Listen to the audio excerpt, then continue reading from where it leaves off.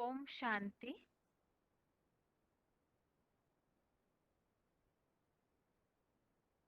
भगवत गीता श्लोक क्लास में आज का श्लोक है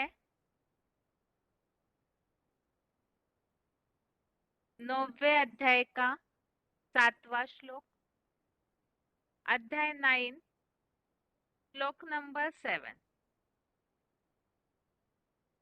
श्लोक का यहाँ टॉपिक चेंज हुआ है, जगत की उत्पत्ति का विषय। श्लोक है 7वां।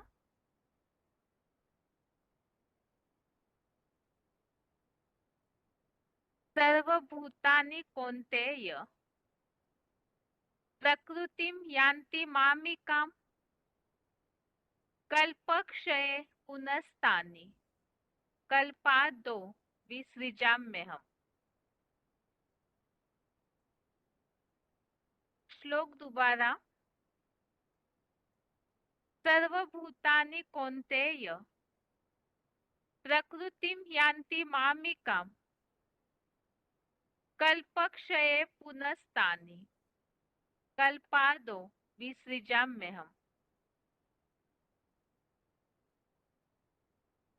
श्लोक का संधि विच्छेद है सर्वभूतानि कौन्तेय प्रकृतिम यान्ति मामिकाम कल्पक्षये पुनः तानि कल्पादो विसृजामि अहम्। संधि विच्छेद दोबारा। सर्वभूतानि कौन्तेय प्रकृतिम यान्ति मामिकाम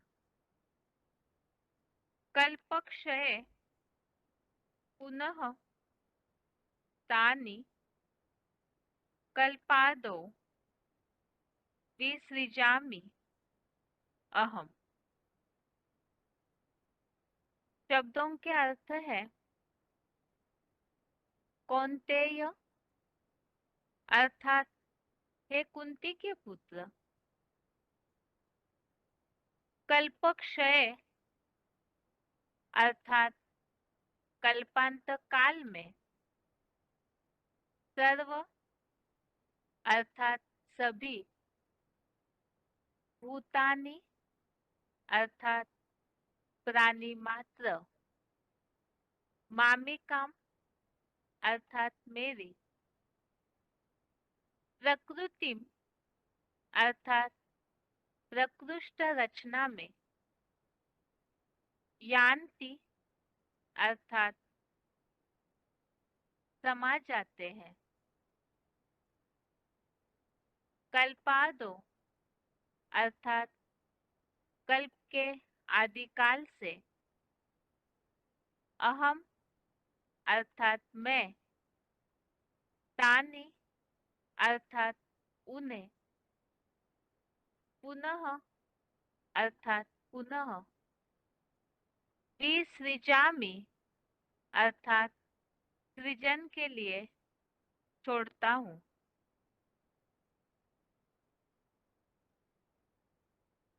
शब्दों के अर्थ है एक बार फिर से, कौन्तेय अर्थात हे कुंती के पुत्र, कल्पक्षय अर्थात कल्पांत काल में, सर्व अर्थात सभी, भूतानि अर्थात प्राणी मात्र, मामिकाम अर्थात मेरी, प्रकृतिम अर्थात प्रकृष्ट रचना में, यान्ति अर्थात समा जाते हैं। कल्पादो अर्थात कल्प के आदिकाल से, अहम अर्थात मैं, तानी अर्थात उन्हें, पुनः अर्थात पुनः, विसृजामि अर्थात सृजन के लिए छोड़ता हूँ।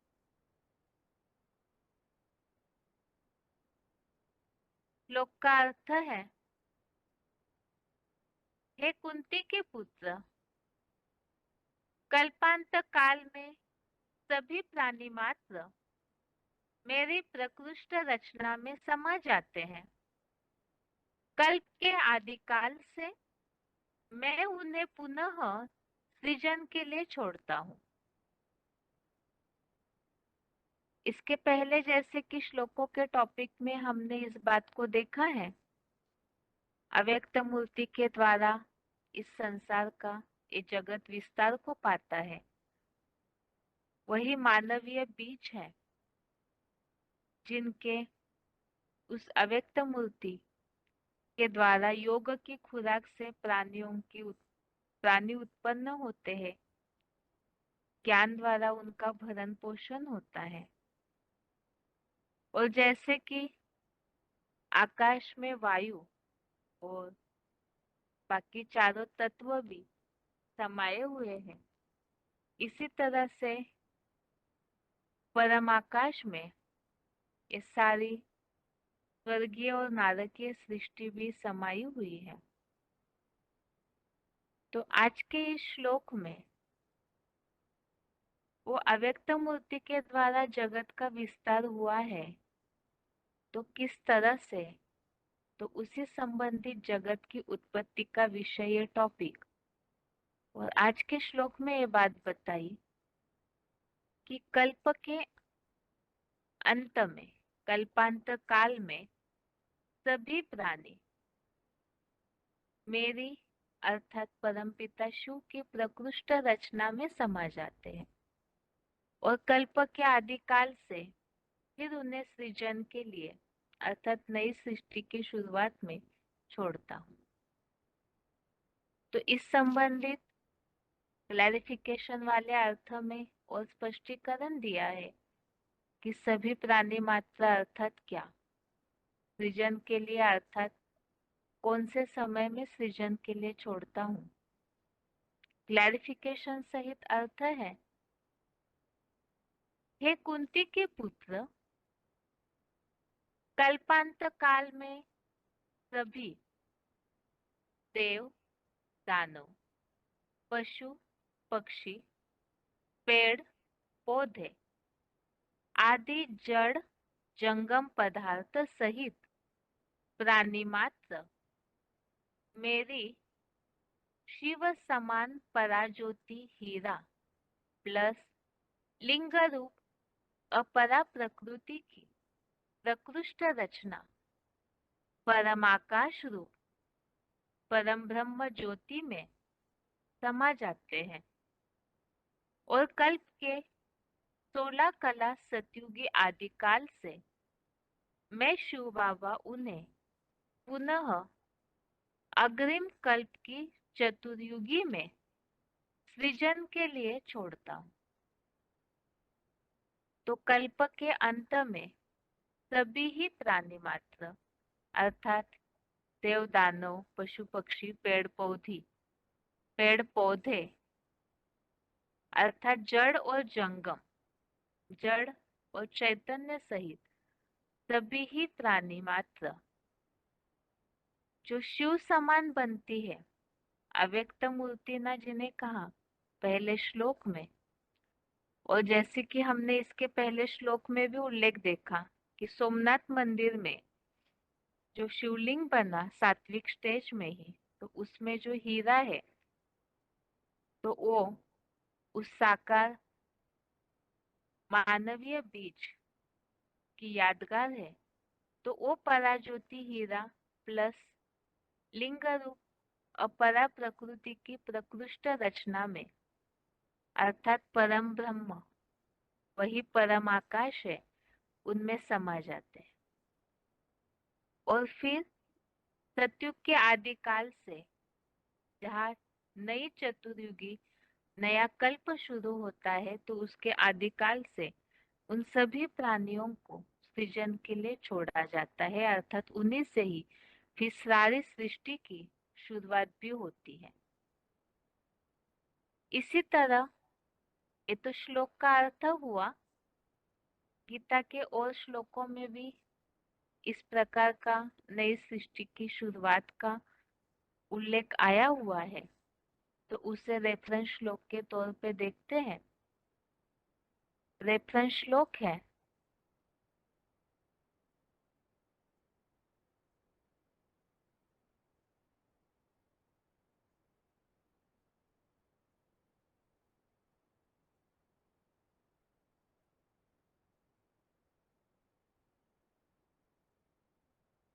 पहला है 7वें अध्याय का 6वां, अध्याय 7 का श्लोक नंबर 6। इसमें भी इस बात का उल्लेख आया हुआ है। सब प्राणियों का यह सारभूत मूर्ति रूप देह प्लस शिव समान आत्मा उद्गम है। और इसमें भी इस बात का उल्लेख है कि वो समस्त जगत का जो शिव समान बनी हुई आत्मा और मूर्ति रूप देह, वो समस्त जगत का अर्थात जड़ जंगम प्राणी मात्र का उत्पत्ति करता तथा विनाश करता हूँ। दूसरा है 9वें अध्याय का 10वां, अध्याय 9 का श्लोक नंबर 10, जो इसके आगे हम पढ़ेंगे ही। तो इस बात में, इस श्लोक में भी इसका उल्लेख है। मुझ शिव समान हीरा जैसी बनी उसकी आत्म ज्योति प्लस लिंग देह रूप प्रकृति जड़ चेतन सहित बीज रूप रुद्राक्ष कणों को पैदा करती है। तो यहाँ भी इस बात का उल्लेख है कि जो शिव समान बनी हुई आत्मा है, तो वो प्रकृति वही जड़ और चेतन प्राणियों को पैदा करती है, जिससे जगत विपरीत दिशा में परिवर्तित होता है।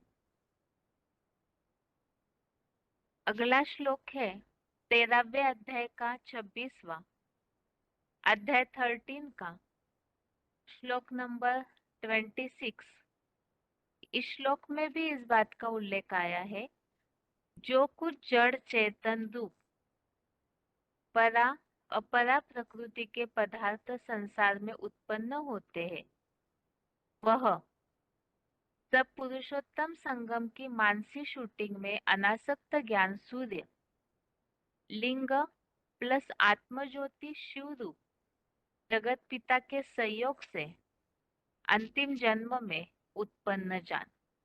तो यहाँ भी जो शिव समान बनी हुई आत्मा है, तो उस द्वारा ही ये जो भी प्रकृति के पदार्थ है, ये संसार में उत्पन्न होते हैं। आगे है 10वें अध्याय का 32वां, अध्याय 10 का श्लोक नंबर 32। इसमें भी इस बात का उल्लेख है कि सारी सृष्टियों का आदि मध्य और अंत मैं ही हूँ। तो यहाँ जहाँ आदि है, तो वो आदि देव मैं ही हूँ। अर्थात जो पहले श्लोकों में हमने उल्लेख देखा कि शिव वो तो निराकार है, तो जो शिव समान बनी हुई आत्मा है, उनके द्वारा इस सृष्टि का आदि और अंत करने के निमित्त बनते हैं। ऐसे 10वें अध्याय का 34, अध्याय 10 का श्लोक नंबर 34। इसमें भी इस बात का उल्लेख है, सारे संसार का लोककर्ता अर्थात प्रलय करता महामृत्यु हूँ और भविष्यगत जड़ जंगम रूप में पैदा होने वालों का उद्गम हूँ।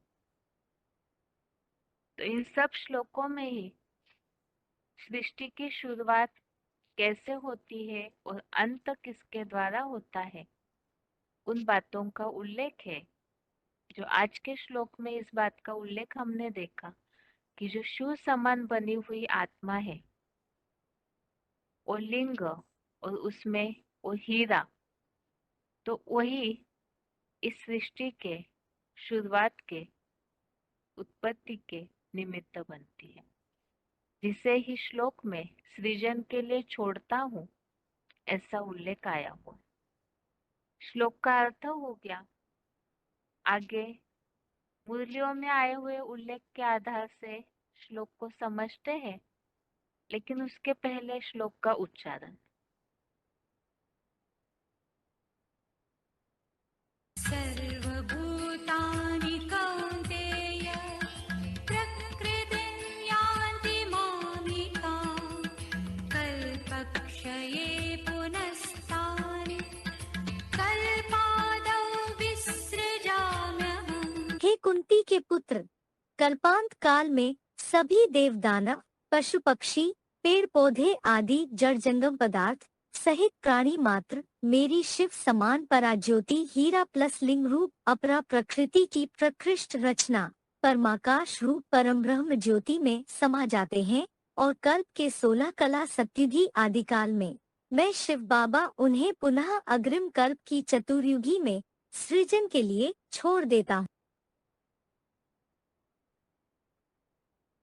सर्वभूतानि कौन्तेय प्रकृतिं यान्ति मामिकाम् कल्पक्षये पुनस्तानि कल्पादौ विसृजाम्यहम्। हे कुंती के पुत्र, कल्पांत काल में सभी देव दानव, पशु पक्षी, पेड़ पौधे आदि जड़ जंगम पदार्थ सहित प्राणी मात्र मेरी शिव समान पराज्योति हीरा प्लस लिंग रूप अपरा प्रकृति की प्रकृष्ट रचना परमाकाश रूप परम ब्रह्म ज्योति में समा जाते हैं और कल्प के 16 कला सत्युगी आदि काल में मैं शिव बाबा उन्हें पुनः अग्रिम कल्प की चतुर्युगी में सृजन के लिए छोड़ देता हूँ।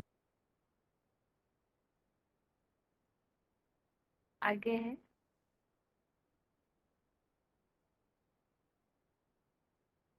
VCD number 2852, VCD number 2852, 27 minute 27 minutes के बाद से लिया हुआ पॉइंट है मेरी प्रकृष्ट रचना। कमजोर है। देह जो है वो प्रकृति का नीचा रूप है। क्या प्रकृति के दो रूप हैं, एक परा प्रकृति, एक अपरा प्रकृति। परा प्रकृति वो है जो परे ते परे स्टेज में रहने वाली। तो अर्जुन के रथ में दोनों प्रकार की प्रकृति है। परा प्रकृति जो अर्जुन की भ्रकुटी है, वो आत्मा वहां बैठी हुई है। प्रकृति क्यों नाम दिया, प्रकृष्ट कृति क्यों नाम दिया? प्रकृष्ट रूप से उसकी रचना की जाती है। जब भगवान इस सृष्टि पर आते हैं ना पुरुषोत्तम संगम युग में, तो उस मन बुद्धि रूपी आत्मा की प्रकृष्ट रूप से रचना करते हैं। क्या करते हैं? ऐसी रिपेयरिंग करते हैं कि वो आत्मा कैसी बन जाती है? इंद्रियों के प्रभाव से अतीत हो जाती है। 11 इंद्रियां है ना, सबसे ऊंची इंद्रिय मन। हाँ, तो मन सहित जो 11 इंद्रियां हैं, उन 11 इंद्रियों को ऊपर कंट्रोल करने वाली आत्मा बन जाए तो उसको कहते हैं एकदम फर्स्ट क्लास बुद्धि रूपी आत्मा। तो जो आत्मा है ना, वो उसका ये भ्रकुटी में अकाल तत्व है, और वो उसे भी क्या कहेंगे? प्रकृष्ट कृति कहेंगे, रचना कहेंगे या नहीं कहेंगे? क्योंकि जितनी भी मनुष्य आत्माएं हैं या जितनी भी प्राणी मात्र की आत्माएं हैं, उन आत्माओं को प्रकृष्ट रूप से उनका निर्माण किया जाता है, पावरफुल बनाया जाता है या नहीं? आत्मा रूपी बैटरी डिस्चार्ज हो जाती है तो supreme soul heavenly god father आकर के ज्ञान की रोशनी से हैं क्या करते हैं, चार्ज कर देते हैं। आगे है VCD number 2471, VCD number 2471, 51 minute 51 minutes के बाद से लिया हुआ पॉइंट है शिव समान पराज्योति हीरा प्लस लिंग रूप अपरा प्रकृति। उन भगवान भगवती को भगवान भगवती कौन बनाता है? वो बनाता है जो अकेला है, अकेला है, अकेले एक में परमानेंटली प्रवेश करता है, और जो एक है उसमें दो रूप है। क्या दो रूप? कौन कौन? आत्मभाव वाली परा प्रकृति और दूसरी है देह भाव वाली अपरा प्रकृति लिंग। तो उसमें जो लिंग रूप है, पांच तत्वों का संघात जड़त्वमय को धारण ही करे रहता है। यज्ञ के वो क्या नाम, भक्ति मार्ग के आदि में 2500 साल पहले जो विक्रमादित्य के मंदिर में सोमनाथ में जो बना था, वो लाल लाइट का पत्थर था और बीच में हीरा जड़ा हुआ था। वो हीरा शिव समान बनने की यादगार है, शिव नहीं है। क्या?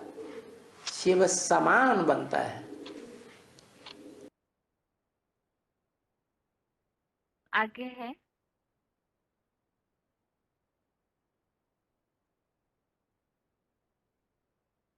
VCD number 3312, VCD number 3312, 25 minute 25 minutes के बाद से लिया हुआ पॉइंट है परमाकाश रूप परम ब्रह्म।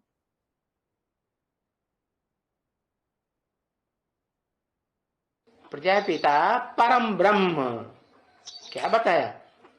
प्रजापिता का नाम क्या बताया? ब्रह्मा, बड़ा अम्मा, बड़े ते बड़ी अम्मा, जिससे बड़ी अम्मा परमाकाश कोई होता ही नहीं। तो वो परम ब्रह्म जो है तो प्रजापिता ही की सोल। वो प्रजापिता की सोल जिसकी लिंग रूप में पूजा होती है। पुरुष के लिंग की पूजा होती है कि स्त्री के लिंग की पूजा होती है? पुरुष लिंग की पूजा होती है ना। पुरुष में ही तो शिव भगवान बाप आते हैं ना। आगे है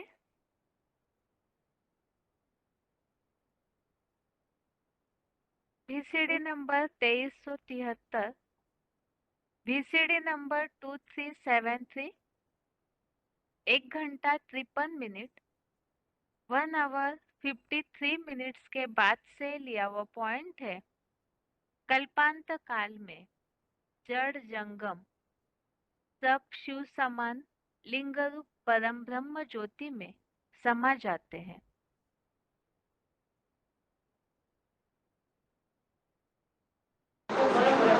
वही परम ब्रह्म, वही राम वाली आत्मा, वही शंकर जिसे कहो पुरुषार्थी रूप में, और वही शिव समान रूप धारण कर लेता है शिवलिंग का।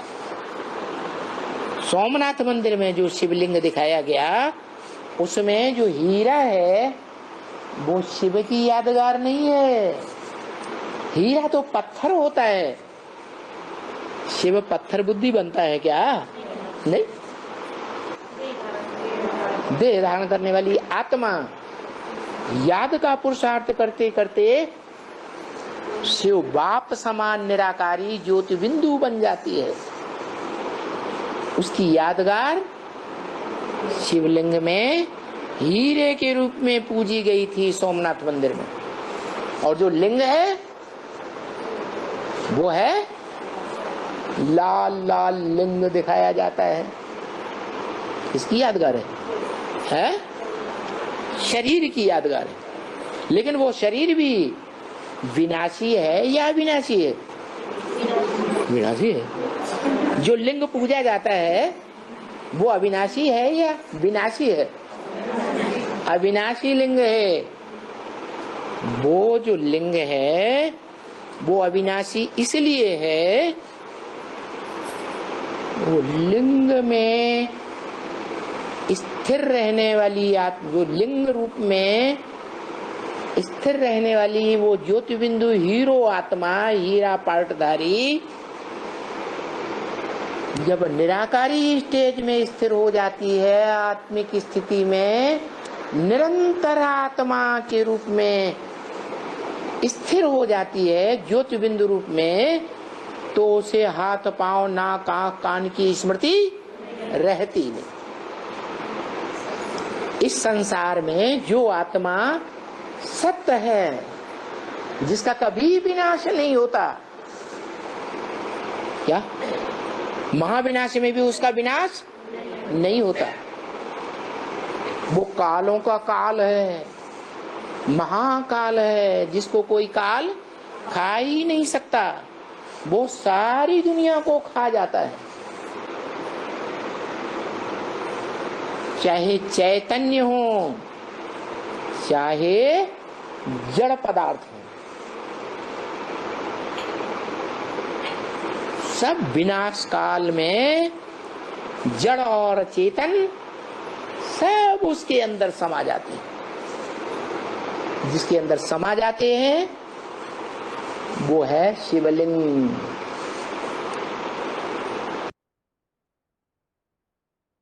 आगे है VCD नंबर 2341, VCD नंबर 2341, 2 घंटा 3 मिनट 2 hours 3 minutes के बाद से लिया हुआ पॉइंट है। कल्प के आदिकाल से शिव बाबा प्राणियों को सृजन के लिए छोड़ते हैं।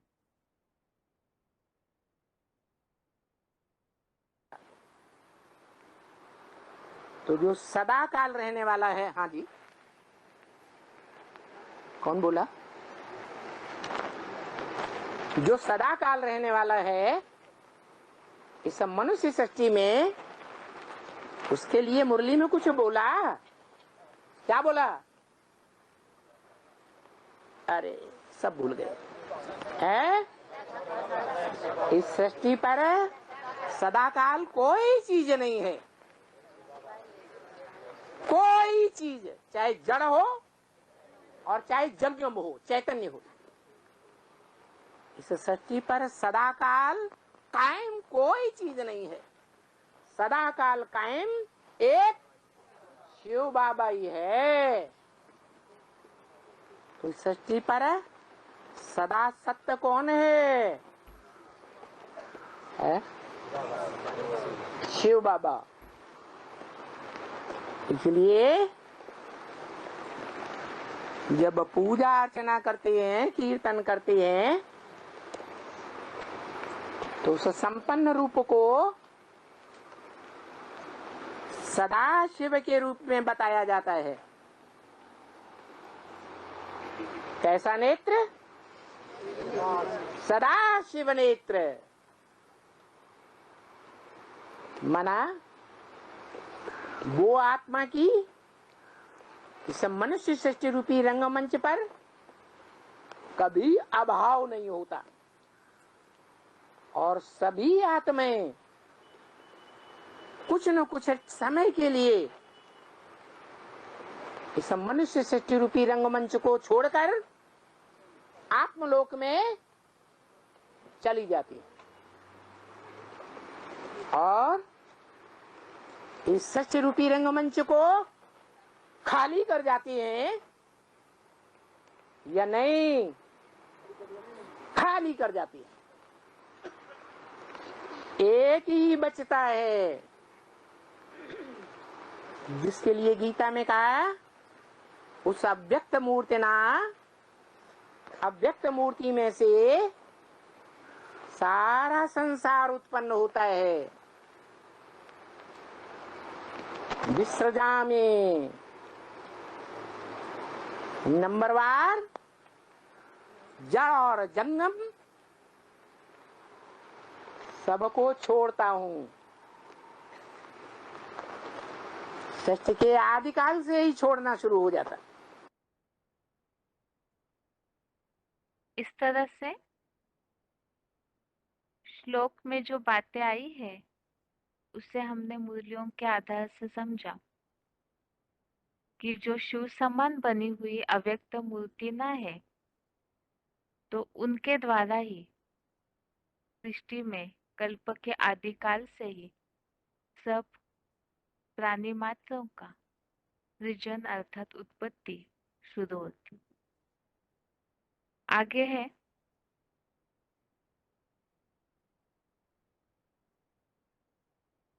श्लोकों की रिवीजन, और रिवीजन के लिए श्लोक नंबर है तीसरे अध्याय का 19 से 22 तक श्लोक, अध्याय 3 का श्लोक नंबर 19 से 22 तक, और 9वें अध्याय का 7वां अध्याय 9 का श्लोक नंबर 7। पहला श्लोक है तीसरे अध्याय का 19वां श्लोक नंबर 19 है, तस्मादसक्तः सततं कार्यं कर्म समाचर असक्तो ह्याचरन् कर्म परमाप्नोति पुरुषः। अर्थात इस कारण से अनासक्त हुआ, निरंतर करने योग्य विश्व नवनिर्माण के लिए यज्ञ सेवा के श्रेष्ठ कर्म का तू आचरण कर, क्योंकि अनासक्त पुरुष अविनाशी रुद्र यज्ञार्थ सेवा कर्म का आचरण करता हुआ विष्णु लोकीय वैकुंठ के परम पद को प्राप्त करता है। तो यहाँ इस श्लोक में इस बात का उल्लेख आया है, इस कारण से अनासक्त हुआ। इस कारण से अर्थात इसके पहले के श्लोकों में जो बात चल रही थी यज्ञ सेवा का महत्व, यज्ञ सेवा के अलावा बाकी सब नरक लोक के कर्म बंधन में डालने वाले हैं, इसीलिए यज्ञ सेवा के महत्व में यज्ञ सेवा कैसे करनी है उस सारे श्लोकों को हमने समझा। 10वें श्लोक से लेकर के 14वें 15वें श्लोक तक कर्म कैसे शुरू हुआ और यज्ञ कर्म कैसे करना है उन सब बातों का उल्लेख आया। और उसके अलावा 17वें और 18वें श्लोक में खास ये बात बताई कि जो आत्मिक स्थिति वाले होते हैं तो उन्हें कुछ भी करने की आवश्यकता नहीं है, प्रकृति ही उनका सारा कार्य कर देती है, और कयामत के समय भी खुदा के बंदे बड़े मौज में रहते हैं। तो आत्मिक स्थिति का महत्व उन श्लोकों में देखा, तो इसी कारण से आत्मिक स्थिति वालों की रक्षा स्वयं भगवान करते हैं, तो इसी कारण से अनासक्त हुआ, निरंतर करने योग्य, निरंतर करने योग्य कर्म अर्थात जो विश्व निर्माण के लिए यज्ञ सेवा है तो वैसे कर्म का आचरण कर, क्योंकि ऐसे अनासक्त हुआ जो डिटैच है, बेलगाव होते हैं, तो ऐसे अनासक्त पुरुष यज्ञ सेवा का कर्म का आचरण करता हुआ वैकुंठ के परम पद को प्राप्त करता है। तो इस श्लोक में दो बातें, एक तो अनासक्त होना है, निरंतर कर्मयोगी है, भगवत गीता में तो कर्मयोगी की ही बात बताई, तो यज्ञ सेवा का कर्म करना है।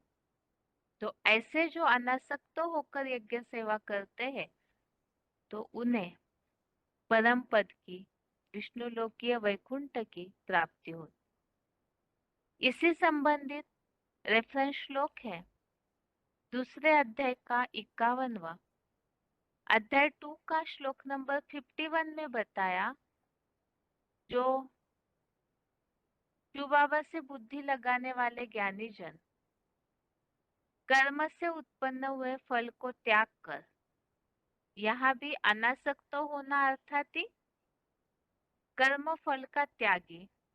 तो ऐसे जो त्यागी बनते हैं तो उनके लिए बताया वो भी परम पद वैकुंठ को प्राप्त करते हैं। और साथ में इस श्लोक में और बातें बताई कि बंधनों से विशेष रूप से मुक्त हुए पाप रहित होकर फिर परम पद की प्राप्ति। चौथे अध्याय का 20वां श्लोक, ये अगला रेफरेंस श्लोक है इसी श्लोक का। अध्याय 4 का श्लोक नंबर 20 में भी इस बात का उल्लेख है। कर्म फल की आसक्ति त्याग कर। तो ऐसा जो कर्म फल की आसक्ति को त्यागता है अर्थात अनासक्त होता है वो कर्मों में अच्छी तरह लगा रहने पर भी कुछ भी नहीं करता, क्योंकि कर्म फल की आसक्ति से दूर है, अनासक्त है। आगे है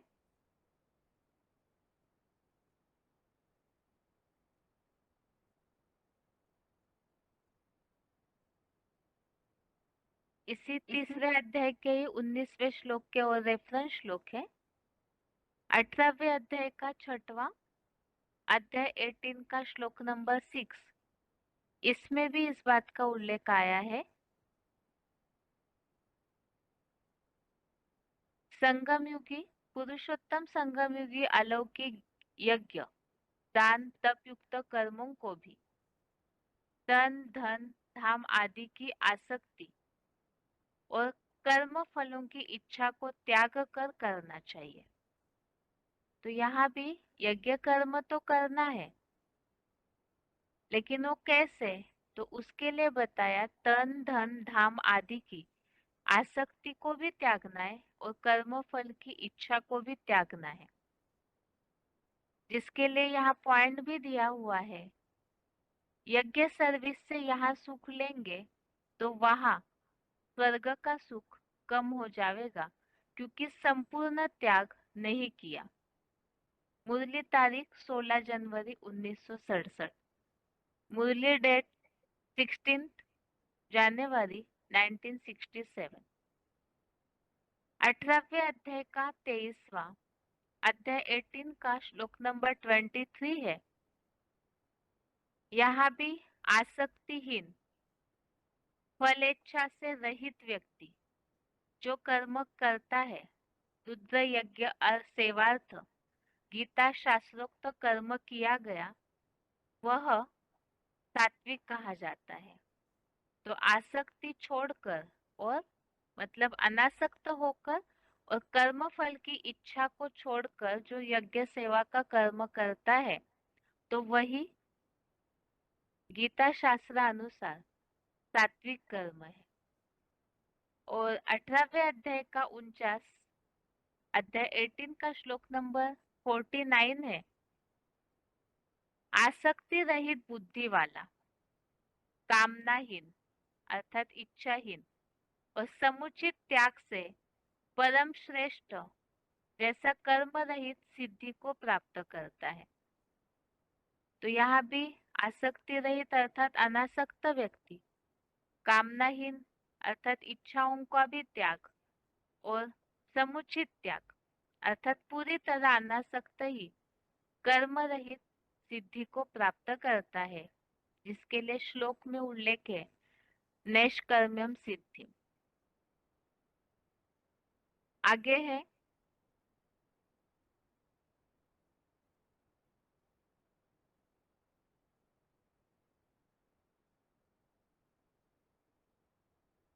बीसवा श्लोक अध्याय 3 का श्लोक नंबर 20 है। कर्मणैव हि संसिद्धिं आस्थिता जनकादयः लोक संग्रह में वापी संपश्यन कर्तुमर्हसि। अर्थात क्योंकि वैदेही के जन्मदाता जगत पिता जनक आदि कर्म द्वारा ही संपूर्ण सिद्धि को पुरुषोत्तम संगम में ही प्राप्त हुए थे।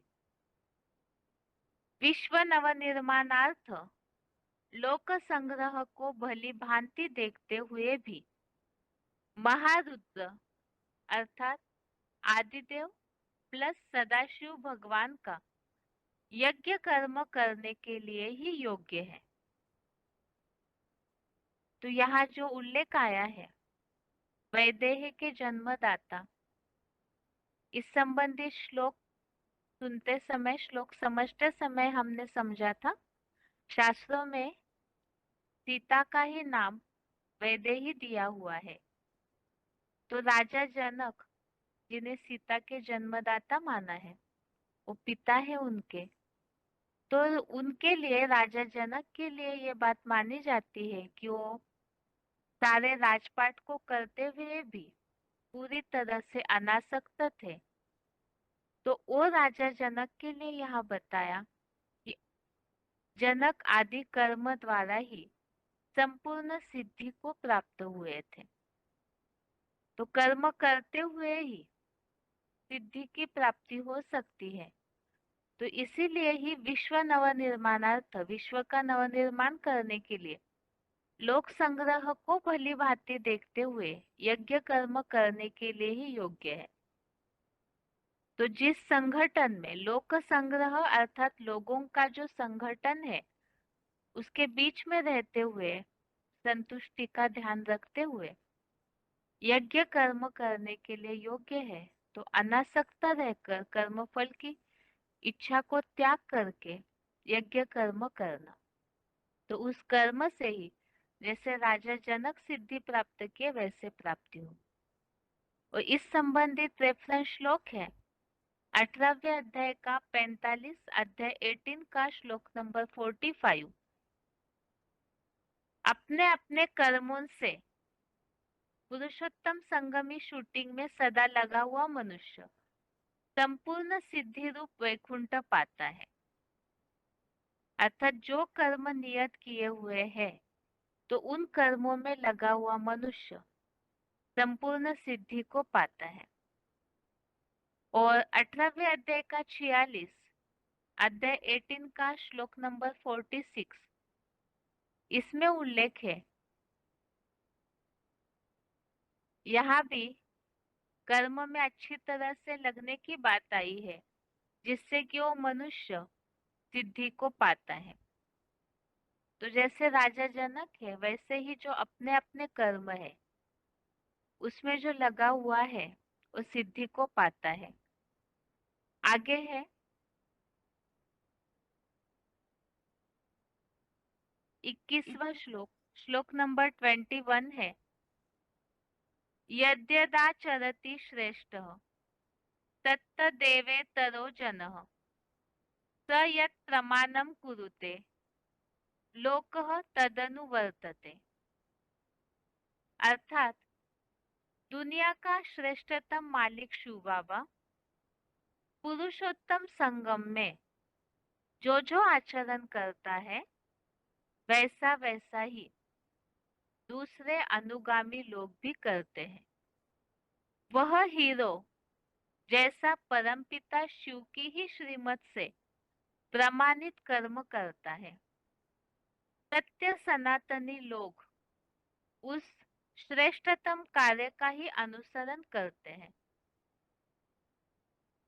तो यहाँ ये बात बताई कि जो श्रेष्ठतम लोग हैं वो जैसा आचरण करते हैं, तो वैसे ही दूसरे लोग भी उनको फॉलो करते हैं, उनका अनुसरण करते हैं। तो यहाँ पर तो एग्जाम्पल दिया कि वो हीरो जैसा श्रीमत प्रमाण कर्म करता है, वैसे ही सनातनी लोग उस श्रेष्ठतम कार्य का ही अनुसरण करते हैं। यहाँ श्लोक में जो उल्लेख है श्रेष्ठतम कार्य का ही अनुसरण करते हैं, तो इसी संबंधित नीचे फुटनोट दिया हुआ है। ये मुरली का पॉइंट है 6 जून 1990, मुरली डेट है 6 जून 1990। जैसा कर्म हम करेंगे हमको देख और करेंगे।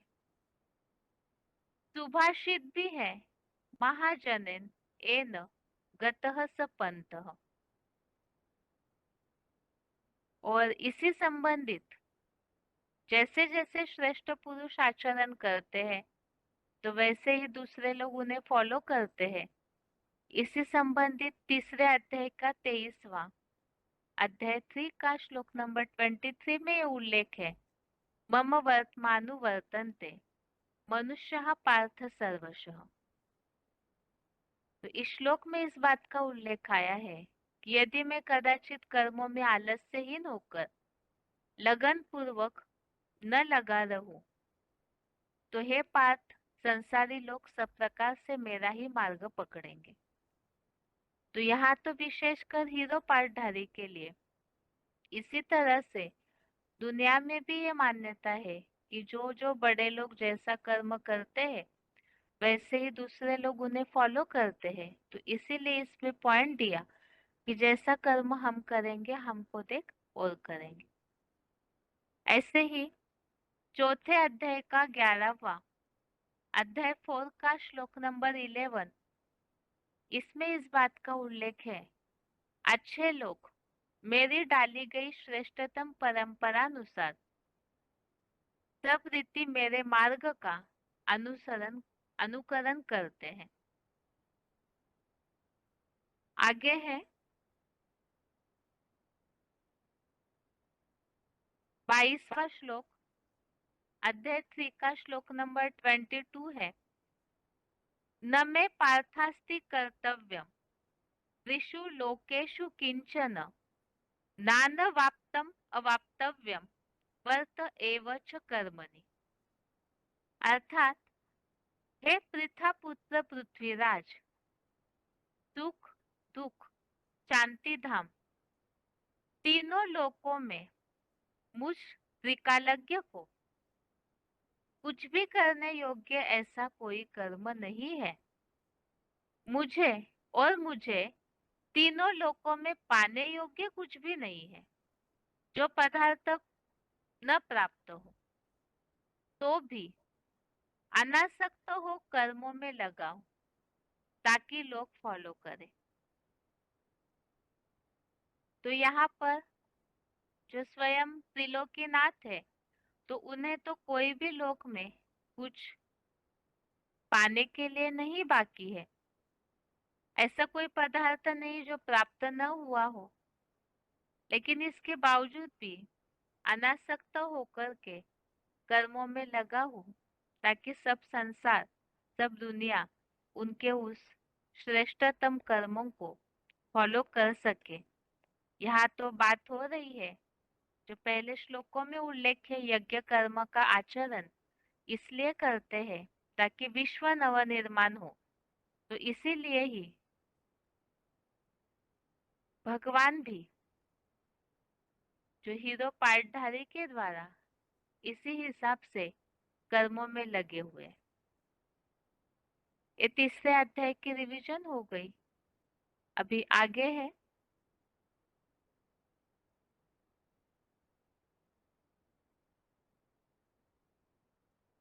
आज का श्लोक है 9वें अध्याय का 7वां अध्याय 9 का श्लोक नंबर 7 है, सर्वभूतानि कौन्तेय प्रकृतिम यान्ति मामिकाम कल्पक्षये पुनस्तानि कल्पादो विसृजाम्यहम्।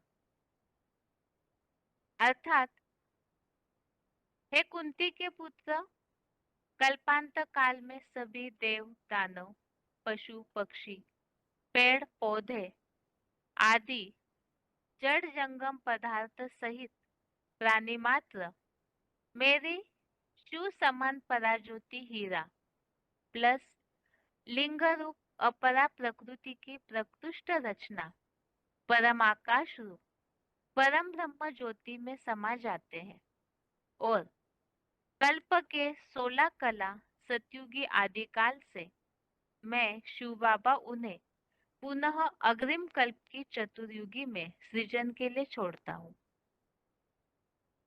दुनिया में आज इस सब बातों की बहुत क्यूरियोसिटी रहती है कि ये सृष्टि की शुरुआत कैसे हुई। तो भगवत गीता में इस रहस्य को भी स्पष्ट किया है कि जैसे इसके पहले के श्लोकों में हमने देखा, इस जगत का विस्तार हुआ है, स्वर्गीय नारकीय प्राणी किसमें समाये हुए हैं।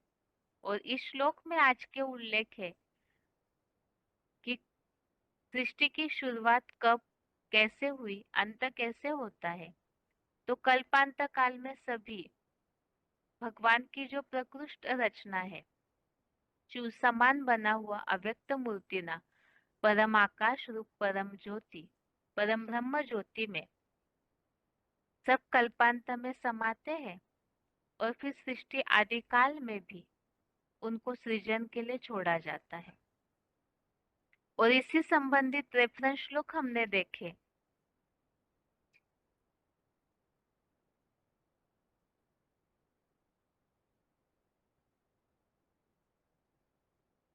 एक तो 7वें अध्याय का 6वां, अध्याय 7 का श्लोक नंबर 6, 9वें अध्याय का 10वां, अध्याय 9 का श्लोक नंबर 10।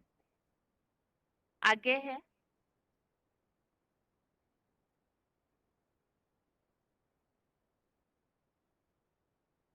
13वें अध्याय का 26, अध्याय 13 का श्लोक नंबर 26, 10वें अध्याय का 32, अध्याय 10 का श्लोक नंबर 32 और 34।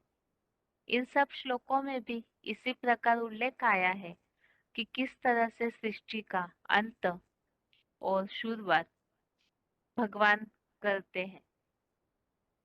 तो ये आज के श्लोक का अर्थ हुआ। साथ में आज की रिवीजन पूरी हुई। टेस्ट के हिसाब से श्लोक नंबर एक बार फिर से, तीसरे अध्याय का 19 से 22वें श्लोक तक, अध्याय 3 का श्लोक नंबर 19 से 22 तक और 9वें अध्याय का 7वां अध्याय 9 का श्लोक नंबर 7। इस तरह से आज के लिए गीता क्लास यहाँ तक ही। ओम शांति।